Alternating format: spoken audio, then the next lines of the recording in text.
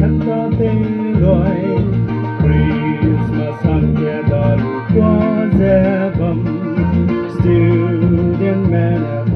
working better qua Christmas suti đồ hay quý dễ qua bấm lệ bé khi ghé nè để dễ bấm mê tuy đủ bé khi ta ra thì kết lưu ghé tùa đau ghé lúa quý bề mẹ nè chính những hộp đó bê ghé bé quý dễ suy bé quý dễ bấm nào để lệ we go back Christmas, we go bum yeah. We long get sweet back, go have we back we lay Christmas done too. Hi man, have we lay Christmas do hi man Heaven the things that Molly do. Christmas hero they are looking to the me hay men on it now qua lose nay cũng hay nghỉ tu ra quý qua bấm lệ bé tin ra hay gầy ra ghé từng bấm lệ sẽ đủ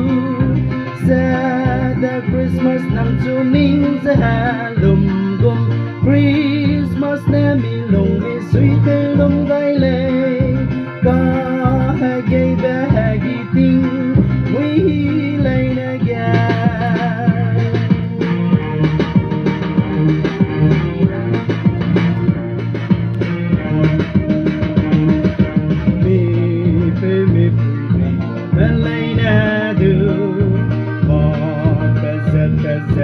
đó lúc qua ra bầm dâu cũng mẹ nè khi ghé quăng rò quý ngâu ra suy đầu ra tết qua bấm lệ gió ra lui mẹ bèn lui mẹ rò ghé qua gầy Christmas nắng chú hè quý má mẹ gờ lệ Christmas nắng ra mình quý phung bé nghi lệ nắng ra khăn ghé bé quý bé bé nghi ghé tê lệ on we qua bé Christmas hè quý qua bấm ghé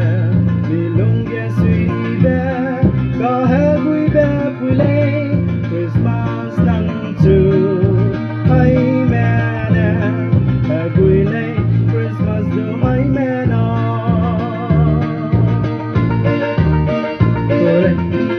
됩니다.